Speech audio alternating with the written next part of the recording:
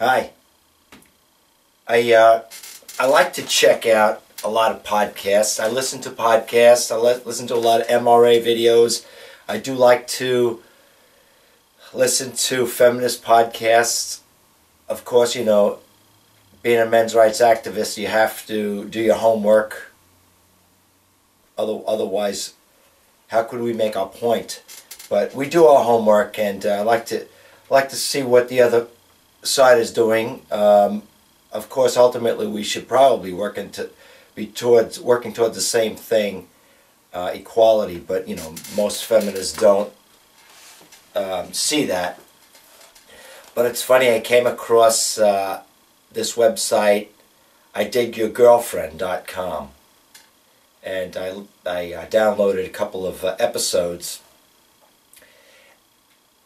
I gotta tell you, this is not satire. I don't believe it's meant to be satire, but if you listen to these two episodes I'm going to direct you to, I would love to be able to replay them here, but you know, using the fair use doctrine, but I don't believe YouTube adheres to the fair use doctrine, so I won't even take a chance. But I will direct you to these episodes. They're at idigyourgirlfriend.com. This first one is called Feminism. You'll see it right up there. And the second one is called Post-Christmas Podcast. This first one, called Feminism, I must say, I still have to tell you the disclaimer, it's not satire. Go ahead and listen to this one. It's called Feminism. And I believe it's for women, or I hesitate to call them women. They're really female children. If you listen to it, they're silly, they're giggling. You would hardly imagine that they're so oppressed that they need to, you know, even discuss feminism. But it's not satire. And I recently watched a couple of Portlandia episodes. And no, it's not a Portlandia episode. And it's not a Saturday Night Live skit. This podcast at idigyourgirlfriend.com called Feminism, it's, I believe, serious. It's barely listenable. But the second podcast, called Post-Christmas Podcast, has some guys and girls in there. And this episode, you won't be able to listen to the full podcast. I don't know who could. I don't know who this is directed at, but I listened to it for maybe 15 minutes. I couldn't get past it. You're going to want to rip your face off. I believe they're talking seriously. This is not entertaining. It's not funny. It's not a Saturday Night Live skit, although they're doing better satire of themselves than any comedy routine could do. It's not satire. It's not Portlandia. And it's not Saturday Night Live, but it's very entertaining. You will rip your face off, though, past 15 minutes. That's the Post-Christmas Podcast. I don't know who could listen to that, the full podcast. But I challenge you to give it a shot. All right, look, I want to get into something serious. There's a lot of feminists, probably feminist-leaning people, who believe that feminism, the majority of feminism and its policies are geared towards equality. I found that's not the case. But I just want to tell feminists and the general public out there about the men's rights movement, and in particular, A Voice for Men. I've been in the men's rights movement for many years. We believe in equality, nothing more, nothing less. We believe in equal rights for women. I'm right here. I wrote this down right here. We take the high road. We don't deny equal rights to women, gays, blacks. We believe in true equality, and we make no apologies for it. Maybe liberals or maybe the feminists control media. Maybe they portray, or even online, portray us as more conservative leaning or traditionalist leaning, or you know, we want to go back to the 50s. None of that's true. I mean, just a cursory examination of the men's rights movement, the major players, of course, A Voice for Men, they are the gold standard for men's rights activism. avoiceformen.com. It has world-class journalists and articles and dialogues, podcasts. This is world-class stuff. You won't find any bigotry or any stereotyping of any kind related to avoiceformen.com. There's no hatred there. We're compassionate. I believe that's the motto, for compassion and justice. But I want to come out right off the bat, and I'm sure many of my colleagues will I'm going to take the high road here, and we believe that many of the causes feminism champions we agree with. I'm not gonna a knee-jerk reaction to feminism when some of their causes are just, and we agree. We agree with equal pay for women. It's in the law, and if there's any women or men or women are discriminated against and not getting equal pay because of their gender, we don't agree with that. We agree with equal pay for women. Put it on the record. We also, rape culture. I don't know if there's a rape culture. I wrote this down here. I don't know what rape culture is. It's down. Rape is down, as is almost all violent crimes are down. No one I know condones rape. I don't believe there is a rape culture. No one in their right mind condones rape. Throughout history, it's been a serious crime. Always. I know this. I took a gender and law studies class, and sometimes there's a myth that says, you know, in the old days, rape really wasn't punished severely. That's not true. Never was true. It was severely punished. Sometimes men would be killed for rape. It was never condoned.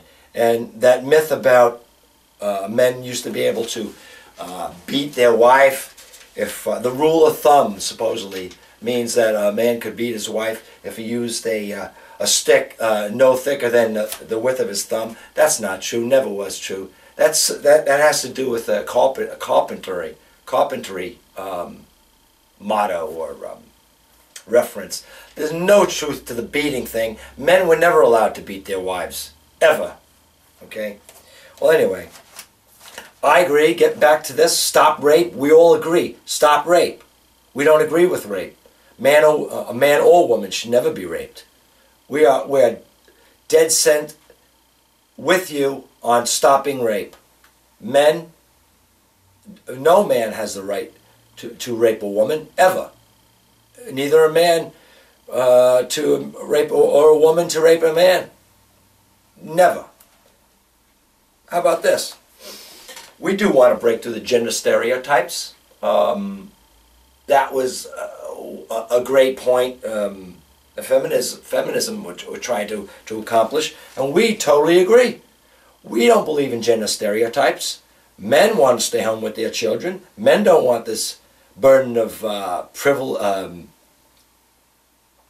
providing and protecting women in society. We want to break through the stereotypes. We would like women to, you know, not just be housewives or secretaries, you know, the 50s analogy, the Mad Men thing.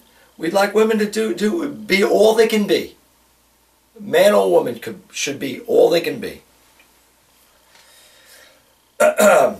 Now, as I said, A Voice for Men is the gold standard website and podcast and all related other radio shows. The people there are great. Also, there are many other good men's rights organizations out there. National Center for Men, National Coalition for Men, Attorneys for the Rights of the Child, is fighting for genital integrity. Also, this other program I did download I believe it's on Blog Talk Radio. Liberal Dan Radio. You know, actually it was interesting. Actually, he had a woman on, a woman named, her last name is Schroeder, from the Good Men Project. And you know, I think this Good Men Project is I'm understating the fact that they're misguided. And this woman Schroeder, she's going to tell men how to be good. Actually, she wasn't so whacked out that she did not admit that men's rights activists and men do have issues that are legitimate. But then she comes out with she was asked about this term mansplaining. And Liberal Dan, I got to say, Liberal Dan, there's hope for you. You're a thinking man. You're talking a lot of good issues there, and you didn't like that someone tried to shut you up because you're a white man. And I believe also you were asking this woman Schroeder about mansplaining, and she seemed to like the term mansplaining. Well, I understand, you know, from what she was saying, mansplaining is like if a man acts condescending to a woman, as in her example of a woman who was using her camera and she was competent at it, but this man came over to her and assumed that she didn't know what she was doing, and he proceeded to try to help her with the features of the camera. I think he was just being helpful. Women do this too. You could call this womansplaining then, you know, like, you know, you see a man at the park with his child, and there's 12 mothers there with their children. But of course, one of the women will come over to him and womansplain to him, you know, you're not holding that carriage right. You're not holding that baby right. You know, isn't that womansplaining? You know, we all do it. You know, it's not an issue.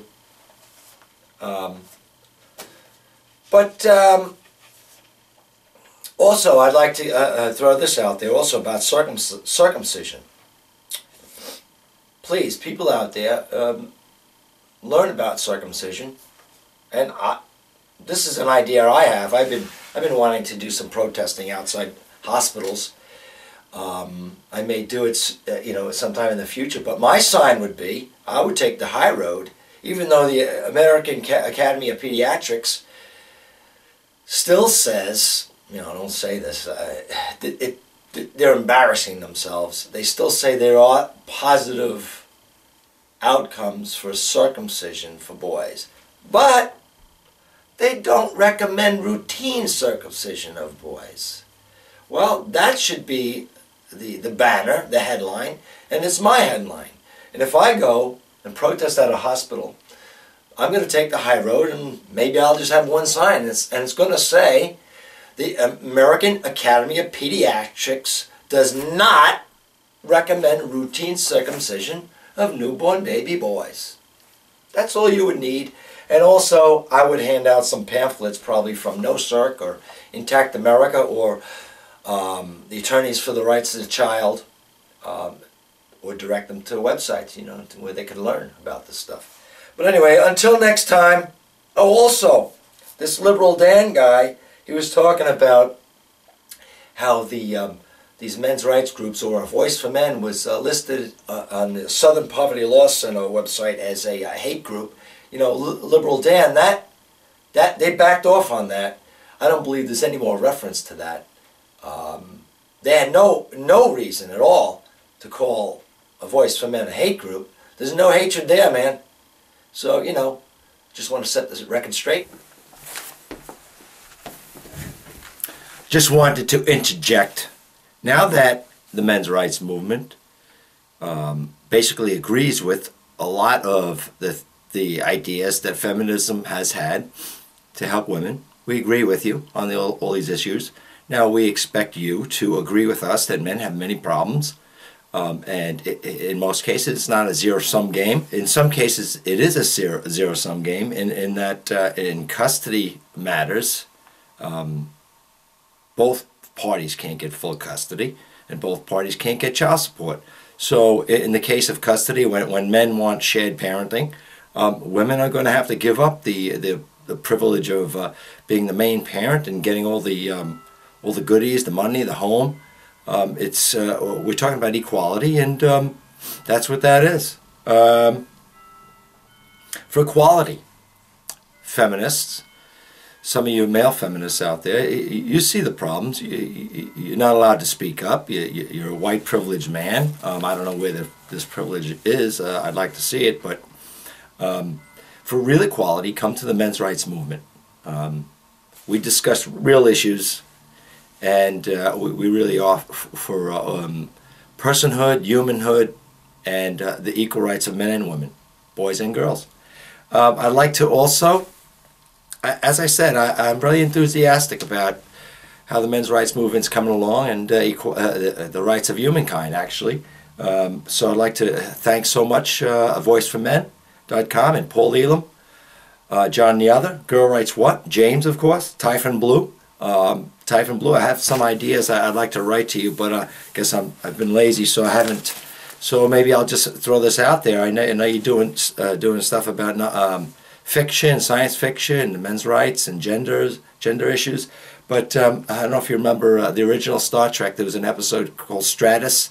I don't know if that was the name of it, but it was this planet that I believe the workers who mined this valuable mineral were separated from the society that enjoyed it. So these miners, call them men, would suffer the effects of the gas in these mines, and you'll have to go back to that episode. Tell me what you think about it.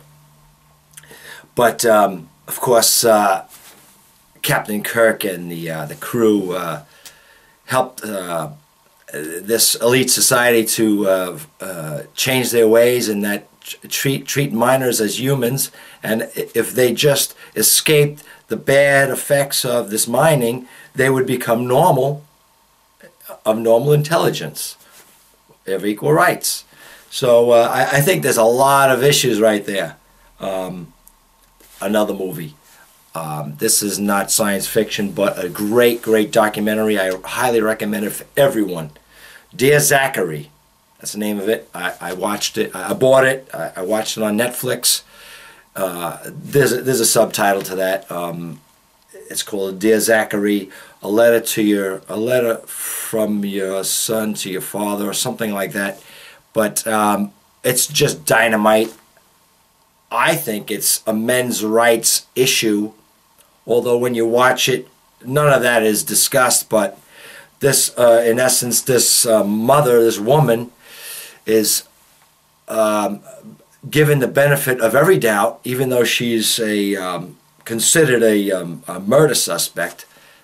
She's allowed to go out on bail, and I think that if it was a man, that never would have happened. And of course, this has to do with Canada. So, in Canada, I believe mothers and women can do no wrong. And you just watch this movie, you just can't believe what happens. I'm not going to tell you. Dear Zachary, it's called. Great documentary. And a book, as an aside, a book I read a few years ago. It's called Family Court Hell. I believe it's written by Mark Harris. What a dynamite book that is. Try to get that. You just can't believe how family court is in the UK. Just unbelievable. This man was actually arrested for waving to his own daughter. Waving to his own daughter. He was also arrested for sending, I believe, a Christmas card to his daughter. That's not society. That's crazy. So I don't blame the Fathers for Justice movement over there in the UK. Good going. All right. Take care.